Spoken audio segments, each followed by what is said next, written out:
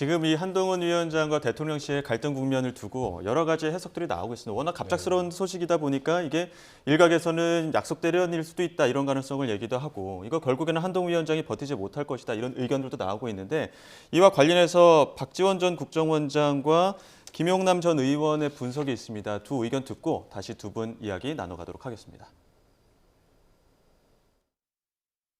검찰총장은 명령을 하면은 검사는 동일체 원칙에서 복종을 할 수 있지만은 예.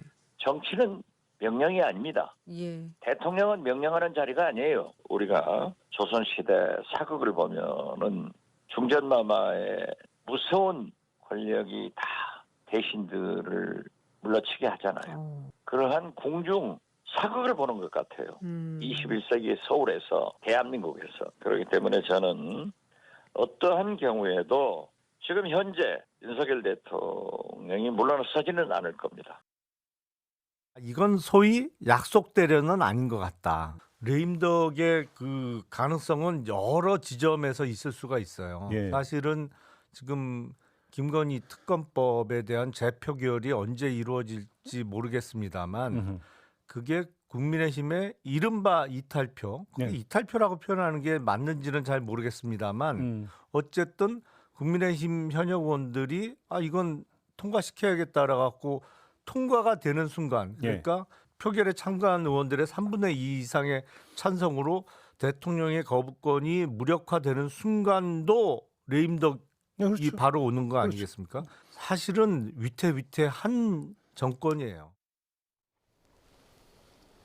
지금 김용남 정책위의장도 그렇고 박지원 전 국정원장도 그렇고 이거 약속 대련보다는 권력 투쟁이다 이렇게 보는 입장이 있는 반면 또 이준석 대표 같은 경우에는 오늘 아침 인터뷰에서 이게 한동훈 위원장과 대통령의 사이 정도면 직접 전화로 하지 이관섭 비서실장 보낸 거면 이거는 드러내기 위한 어떤 약속 대련이다 이렇게 얘기도 하거든요. 어떻게 바라보고 계십니까?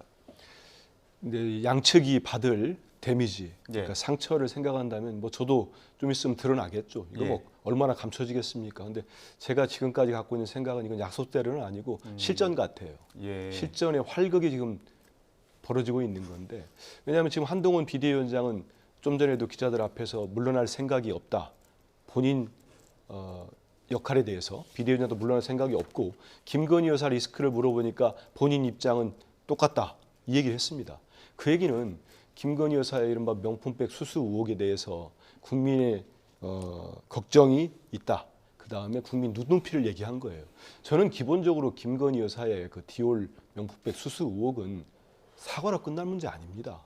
그게 어떻게 사과로 끝날 문제입니까? 엄연하게 김영란법, 청탁금지법이 살아있고 이거는 수사를 해서 처벌을 받아야 될 문제죠.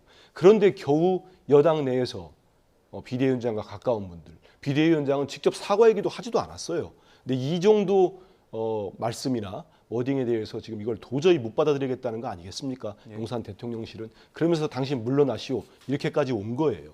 근데 여기에서 어떻게 약속 대련이면은 어떠한 국민들 보시기에 저게 뭐지 하더라도 뭔가 내놓아야 될 겁니다. 근데 뭘 내놓습니까 그러면? 그럼 김건희 여사 사과를 받아들이겠다고 내놓겠습니까? 한동훈 비대위원장이 사퇴를 하겠다고 내놓겠습니까? 예. 전 이 부분은 상당히 어려운 시기가 됐고 결국은 좀 뭐 조심스럽게 예측해 보면 대통령 권력이 지금 3년이 넘게 남았습니다.